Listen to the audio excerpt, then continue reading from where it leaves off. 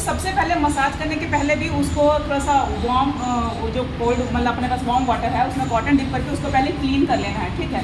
Directly उसको apply नहीं करना है। जो भी हम तेल यूज़ करते हैं मसाज के लिए या नेज़ल ड्रॉप के लिए उसको हम थोड़ा सा ल्यूक वार्म ही यूज़ करते हैं। और जो भी तेल होता है, मैं तो एक्चुअली शलाक्य की टीचर हूँ तो मैं IENT से रिलेटेड हूँ। तो जो भी IENT में मेरा तर्पण जो भी हम करते हैं प्रोसीजर उसमें जो घी हम करते हैं गर्म या तेल गर्म करते हैं उसको डायरेक्टली हम हीट के ऊपर रख के नहीं गर्म करते, क्योंकि उसका जो गुण होते हैं वो सारा नष्ट हो जाते हैं। तो उसको हम क्या करते हैं, पहले हॉट एक इसमें पूरा बॉयल वाटर ले लेते हैं और फिर एक कटोरी में थोड़ा सा तेल या वो लेके उसको हम यहाँ पे रखते हैं, उसमें थोड़ा सा हल्का सा ल्यूकवार्म करते हैं, ठीक है। तो जैसे है आप 4 फिंगर यूज़ करेंगे तो ज़्यादा बेटर है, क्योंकि पेशेंट को भी रिलैक्स होता है। तो आपको जैसे ऑयल लिया, ठीक है ना, ऑयल लिया तो जैसे आप यहाँ ले रहे हैं, ठीक है ना, तो पहले हम नेज़ल पॉइंट से स्टार्ट कर लें। नेज़ल पॉइंट को स्टार्ट करके पूरा ऑर्बिटल एरिया से फिर हम पूरा चीक्स वाला रीजन, ठीक है, चीक्स वाला रीजन से चिन वाला रीजन, फिर थोड़ा सा जैसे जस्ट लाइक मसाज प्रोसीजर। लेकिन ये हमने क्या करना है, ये अपने जो पॉइंट्स हैं, ये नोज़ वाले पॉइंट को हमको और ये अपांग वाले पॉइंट को और हमारा फॉरहेड वाले रीजन को, ये सारे को हमको ज़्यादा प्रेशराइज करना है, ताकि यहाँ पर जितना भी हमारा दोष है वो यहाँ से उत्क्लेशित हो। यहाँ से उत्क्लेशित होगा तो स्वेदन के द्वारा पिघलेगा और जब हम नस से ड्रॉप देंगे तो वो हमारा बाहर निकलेगा, ठीक है। तो हम जैसे नॉर्मल करते हैं तो इसको कम से कम 5 से 7 मिनट तक हम डेली मतलब इसको उस टाइम में हम मसाज कर रहे हैं, ठीक है। मसाज करने के बाद हम इसका क्या करेंगे, स्नेहन दे दिया हमने, अब देंगे स्वेदन, ठीक है। तो स्वेदन हम 2 प्रोसीजर से दे सकते हैं। एक तो सिंपल बॉयलर है, बॉयलर में हमने पेशेंट को बोल दिया कि आइस क्लोज करके आप अपना तौलिया या कुछ भी जो भी गमछा उसको ओढ़ के आप उसको स्टीम लेंगे।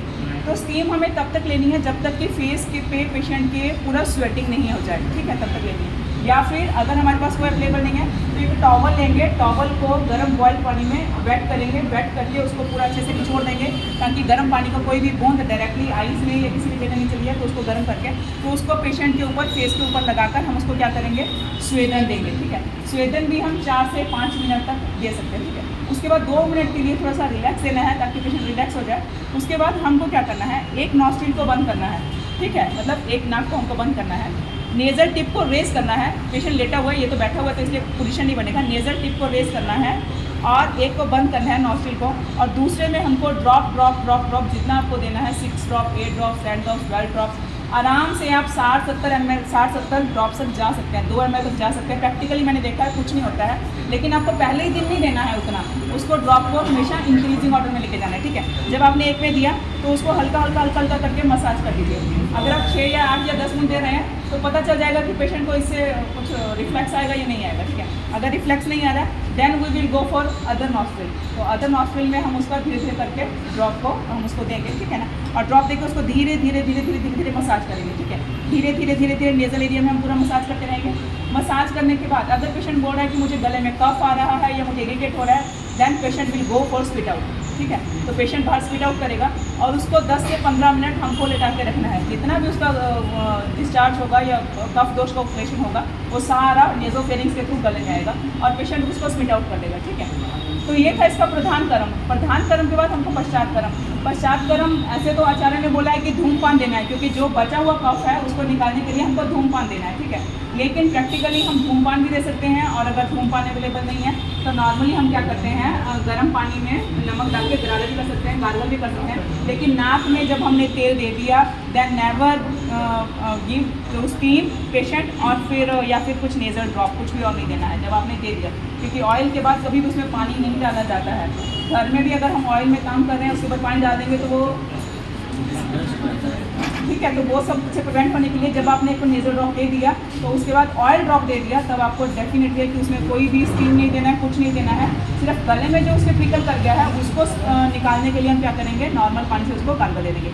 और अगर धूमपान भी देना है, अगर क्रॉनिक राइनोसाइनसाइटिस का केस है, क्रॉनिक पेशेंट है, उसको हमको हटाना है, उसका कफ निकालना है पूरा, तो हम क्या करेंगे, धूमपान में नॉर्मल जो चीज़ें हैं, मरीच ले सकते हैं, हल्दी ले सकते हैं, सरसों ले सकते हैं, नीम का छाल ले सकते हैं, ठीक है, और गुगुल ले सकते हैं, एज़ पर योर चॉइस, ठीक है, जैसा पेशेंट का हो तो लेके। लेकिन जो धूमपान लेना है, अगर नाक से लेना है तो उसको निकालना मुंह से ही है, नाक से नहीं निकालना है। नाक से निकालेंगे तो हमेशा आइस पे जाके वो इफेक्ट डालेगा, ठीक है। और ये सब प्रोसीजर में एक चीज़ का जरूर ध्यान देना है, कि पेशेंट की आइज़ को क्लोज कर देना है। अदरवाइज कोई भी आप कुछ वर्क कर रहे हैं और आइज़ में अगर कुछ चला गया then definitely it may create a complication, cornea पे कोई भी इफेक्ट आ सकता है, ठीक है। तो पेशेंट की आइज़ को हमेशा क्लोज कर देना है और पेशेंट को रिलैक्स करने के बाद आधा पौना घंटा के बाद पेशेंट को वापस भेजना है। लेकिन पेशेंट को एक इंस्ट्रक्शन दे देना है कि आप कम से कम 1 घंटा तक कुछ भी खाएंगे नहीं, ठीक है, क्योंकि पेशेंट का क्या सिचुएशन है क्या नहीं डिपेंडिंग अपॉन द कंडीशन है। तो ये प्रोसीजर है। तो इस नस्या का प्रोसीजर को आप दोनों तरीके से कर सकते हैं। नस्ये का प्रोसीजर को जैसे कोई भी क्रियाकल्प का प्रोसीजर हमारे यहाँ वर्णन है, क्रियाकल्प 5 टाइप का बताया है ना, तर्पण, फुटपाक, सेका, श्योतनंजन या शिरोधारा।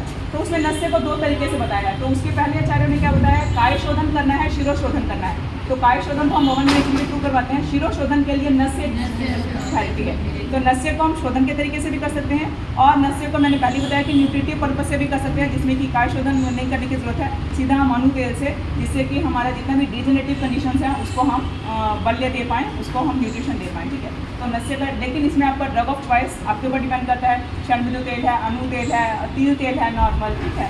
गाय का घी भी हम लोगों को प्रिस्क्राइब करते हैं, पेशेंट को प्रिस्क्राइब करते हैं, तो वो डिपेंडिंग अपॉन द सिचुएशन है। तो ये नस्य का प्रोसीजर आप कर सकते हैं।